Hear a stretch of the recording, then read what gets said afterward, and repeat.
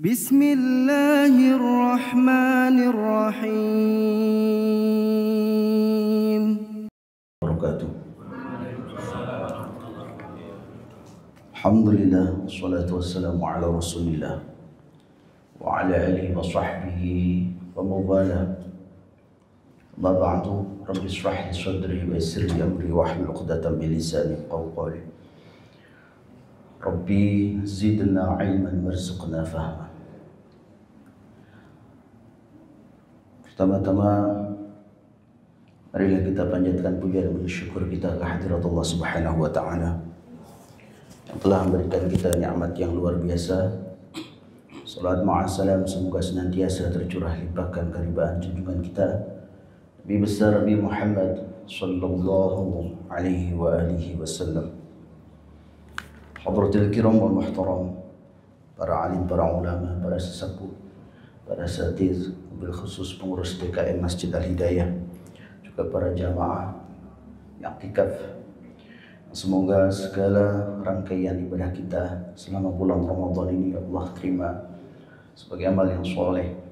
Amin amin ya rabbal alamin. Baik, pada kesempatan yang berbahagia ini kita akan sedikit mengulas ataupun berbicara tentang laba-laba dalam Al-Quran.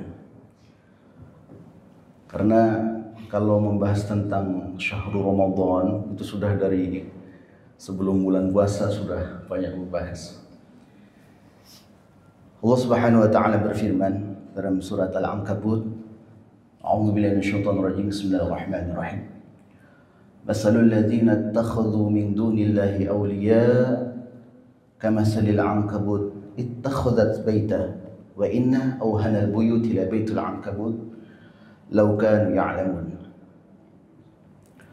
Masalul ladzina, perumpamaan orang-orang, ittakhadhu, yang menjadikan, yang mengambil, min dunillahi, selain Allah Subhanahu wa taala, mengambil sebagai apa? Auliya, sebagai pelindung.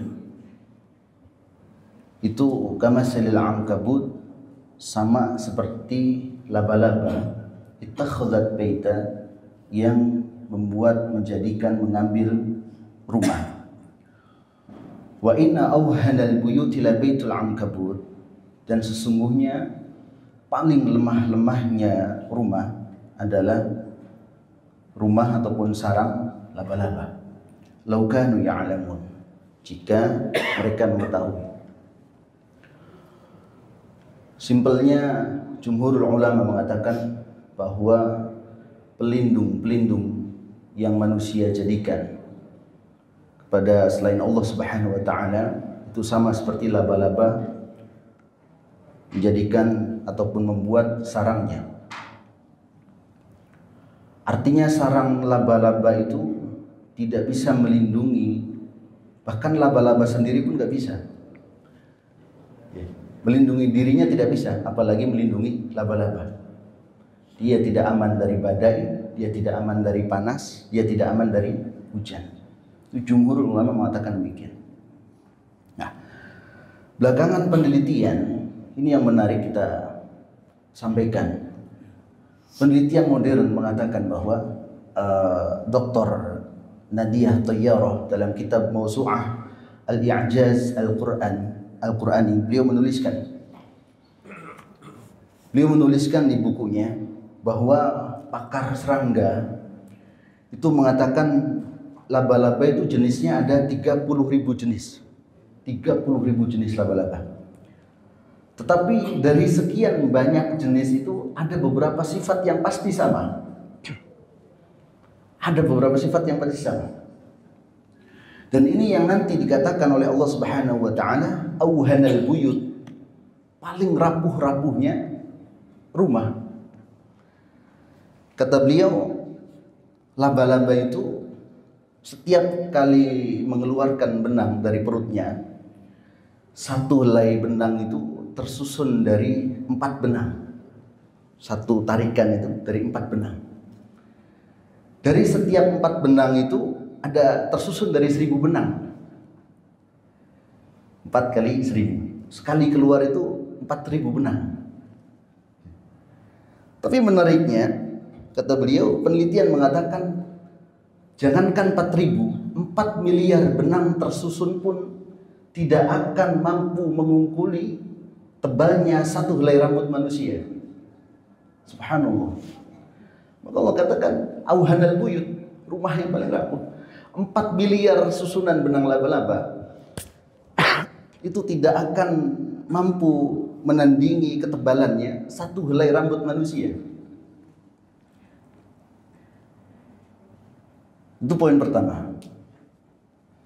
Poin kedua adalah zat perekat di jaring laba-laba itu hanya berfungsi 1 hari, tidak bisa lebih.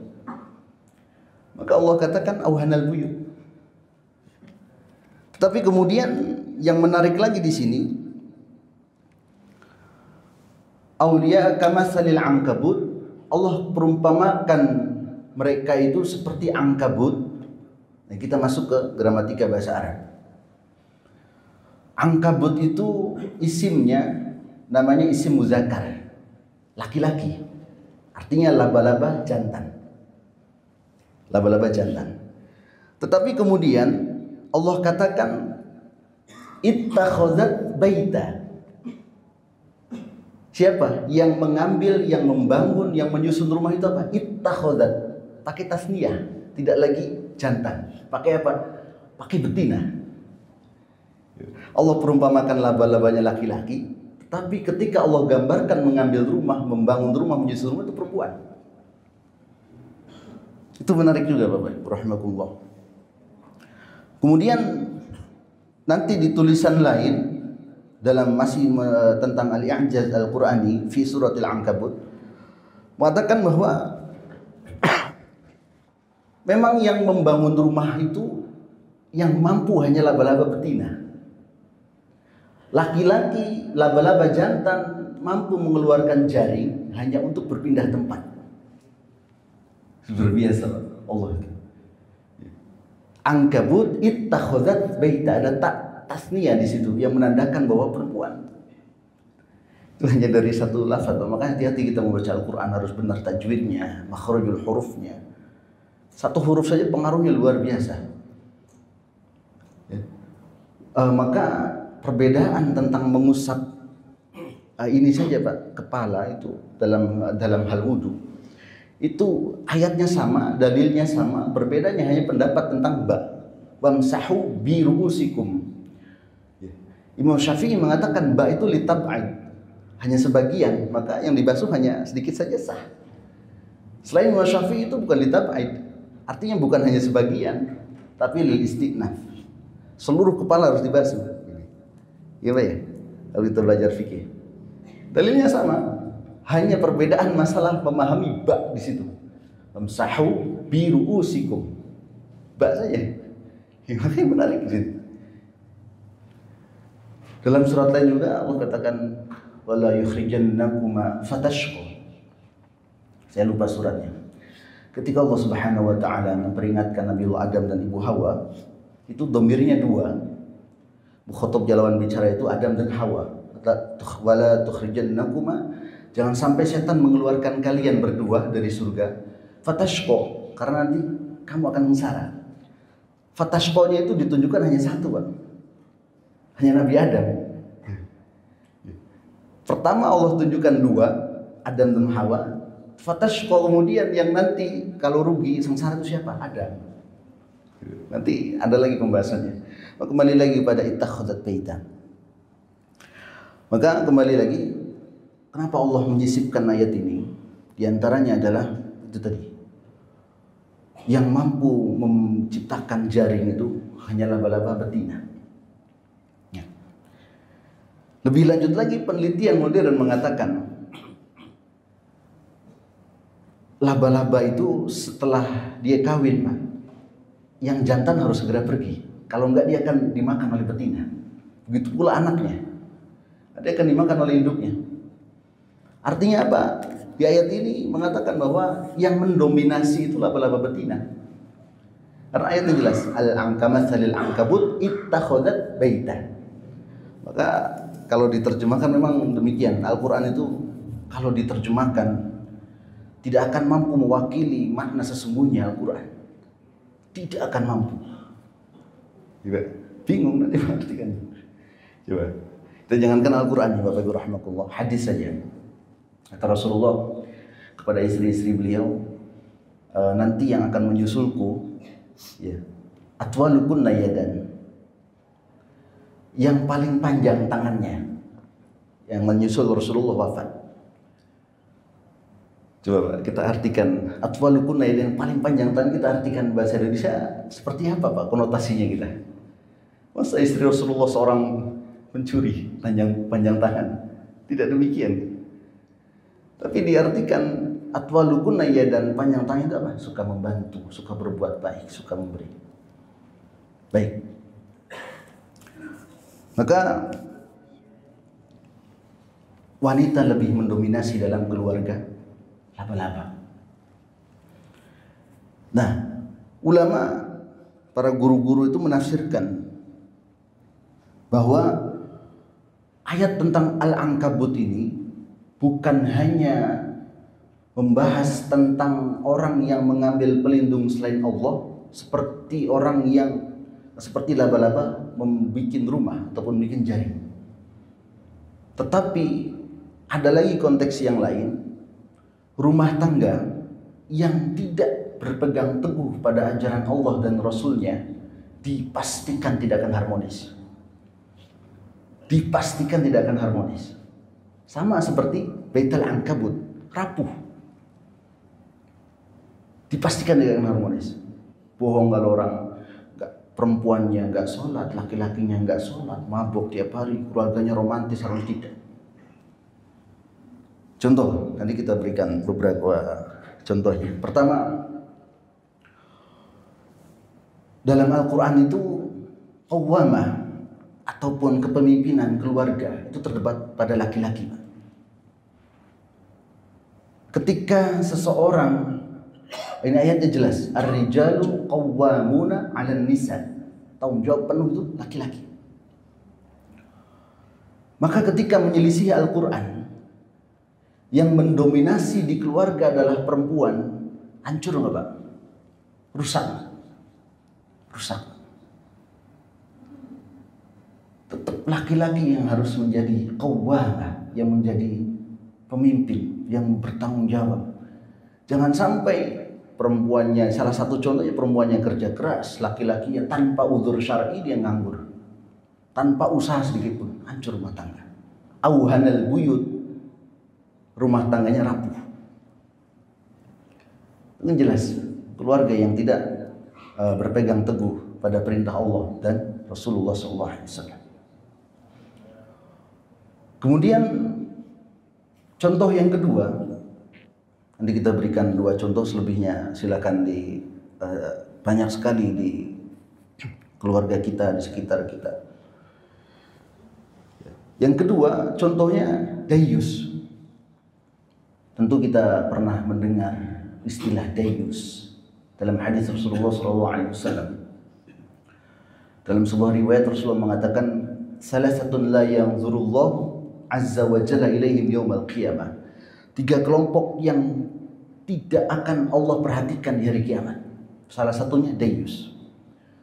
Salah satu qad harramallahu alaihimul jannah.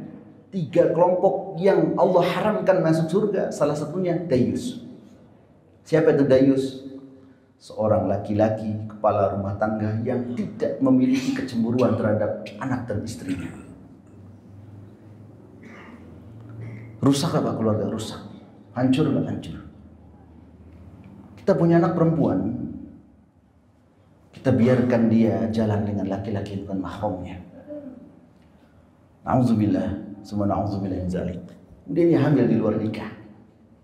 Demikiankah keluarga yang kita harapkan? Tidak. Karena apa? Berawal dari kita keluar kepala keluarga yang tidak punya rasa cemburu. Jangan dianggap sepele Bapak Ibu. Kita HP, kita zaman sudah canggih, sudah modern. Sedikit-sedikit ibu-ibu terutama upload foto, selfie. upload medsos, Facebook, Instagram, setiap hari tanpa suami, tanpa anak, like satu orang, besoknya upload lagi, ada yang DM, ada yang inbox, hai, nyautin, kira-kira ada masalah apa? Akhirnya cerita dia, saya mau cerita dong. Karena setan itu akan selalu memberikan kesan yang positif terhadap hal-hal yang haram, yang negatif. Suami sendiri lebih tampan, lebih kaya, lebih sukses, dia akan lebih memilih yang haram. Gara-gara apa? Medsos. Begitu pula laki-laki, dia senang scroll-scroll HP, melihat yang cantik dengan aurat terbuka. Maka seseorang yang terbiasa dengan perkara yang haram, dia tidak lagi tertarik dengan perkara yang halal, yakinlah. Bapak-bapak kalau suka nonton dangdut, nonton hal-hal yang seksi-seksi, setelah itu lihat istri, Pak, masih cantik tidak? Maka doa kita, Allahumma aghdina bihalalika an haramik wa bita'atika an ma'syiatik wa bifadlika amman siwak. Itu bukan hanya doa untuk rezeki, tapi kita mohon pada Allah cukupkan dengan yang halal. Ketika kita jaga pandangan mata kita, istri kita akan tetap terlihat cantik. Ibu-ibu juga kalau tidak mengumbar auratnya, bahkan di medsos sekalipun, rumah tangga akan aman. Perselingkuhan bukankah datang dari situ, Pak? Facebook, Instagram, dari situ. Maka jangan sampai keluarga kita menjadi auhanal buyut, keluarga yang tidak harmonis, hancur rapuh, karena tidak berpegang teguh pada aturan-aturan yang telah Allah dan Rasul tetapkan. Dan keluarga ini penting, Pak. Allah Subhanahu wa taala bahkan sampai mengapresiasi untuk keluarga yang tentram, sakinah, mawaddah, rahmah. Allah Subhanahu wa taala berfirman, "Innallaha astafa Adama wa Nuha wa ala Ibrahim wa ala Imran 'alal 'alamin." Ini juga unik, Pak, kalau kita perhatikan. Innallaha astafa, sesungguhnya Allah Subhanahu wa taala memilih Adam, wa Nuha, Nabi Nuh, Nabi Adam, Nabi Nuh, wa ala Ibrahim, keluarga Ibrahim, wa ala Imran, keluarga Imran, 'alal 'alamin. Apa yang beda, Pak? Iya. Ada yang merhatikan ayat yang tadi saya baca? Apakah ada yang berbeda dari 4 yang disebutkan Allah? Ada, Pak?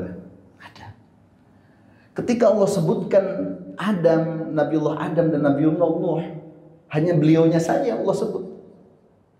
Innallaha astafa Adama wa Nuha. Tetapi ketika Allah menyebut Nabiullah Ibrahim dan Imran, Allah sebut ala Ibrahim wa ala Imran, keluarga Nabi Ibrahim dan keluarga Nabiullah Adam, orang soleh, seorang nabi. Nabiullah Nuh juga orang soleh, seorang nabi. Tapi keluarganya demikian. Putra Nabiullah Adam, watsu alaihim naba'abnai Adam bil haqq idh qarraba qurban. Putra Nabi Adam membunuh satu sama lain. Idh qarraba qurban fataqabbala min ahadihim wa taqabbala min akhar qala la'aqtulannak, dengan saudara kandungnya sendiri, sungguh saya akan membunuhmu. Putranya Nabi Adam. Kita tidak dalam rangka menyalahkan beliau, tidak sama sekali, tapi kita mengambil ibrah dari sini. Nuh alaihi salatu wassalam, bagaimana solehnya beliau berdakwah kurang lebih 950 tahun. Istrinya dinas dalam Al-Quran, wa mra'atan Nuh. Istri Nuh dan istri Lut itu orang nggak benar. Dinas langsung dalam Al-Quran. Anaknya ketika banjir melanda, banjir bandang, Allah turunkan azab. Kata Nabiullah Nuh, ya bunayya arkab ma'ana. Wahai anakku, sini naik ke perahu. Apa kata anaknya? Sa'awi ilal jabali ya'simuni minal ma'. Anak istrinya demikian. Coba. Tapi anak-anak yang soleh, anaknya Nabiullah, putranya Nabiullah Adam. Ya bunayya inni ara fil manam anni adbahuk. Wahai ananda, saya melihatmu dalam mimpi aku menyembelihmu. Apa kata Nabi Ismail putranya? Ya abati fa'al ma tu'mar. Silahkan ayahanda, sopan. Ketika ayahnya mengatakan ya bunayya, wahai ayahanda, anaknya mengatakan ya abati, wahai ayahanda. Ketika ayahnya mengatakan wahai ananda, anaknya mengatakan wahai ayahanda. Sama seperti Nabiullah Yakub, Nabiullah Yusuf. Kata Nabi Yusuf, ya bunayya inni ra'aitu fil manam inni ara fil abad. Idh qala Yusufu li abihi ya abati inni ra'aitu ahada asyara kawkaban wasyamsa wal qamara ra'aituhum lisajidin. Ya abati, wahai ayahanda. Kemudian ayahnya menimpali, ya bunayya la taqsus ru'yaka. Wahai ananda, jangan kau ceritakan. Tapi putra Nabi Nuh tidak ada kata-kata ya abati. Langsung sa'abi ila jabal ya'simuni minal ma. Jadi demikian Bapak Ibu rahimakumullah, di malam yang penuh berkah ini kita minta Allah Subhanahu wa taala agar Allah berikan kita keluarga yang sakinah mawaddah rahmah. Karena kadang cita-cita sakinah mawaddah rahmah itu sudah mulai luntur. Dulu waktu baru kenal saja dengan istri kita, calon kita, doanya sakinah mawaddah rahmah. Coba sudah seusia kita, apakah masih ada cita-cita itu? Maka semoga cita-cita ini terus kita bawa sampai meninggal, dan kita tinggalkan nanti anak-anak yang soleh dan solehah. Jangan sampai keluarga kita sama seperti auhanal buyut labaitul ankabut. Jangan sampai seperti rumah tangganya laba-laba. Allah a'lam, mohon maaf atas segala kurangannya. Assalamualaikum warahmatullahi wabarakatuh. Kita tutup dengan kafaratul majlis. Subhanakallahumma bihamdika asyhadu an la ilaha illa anta astaghfiruka wa atubu ilaik.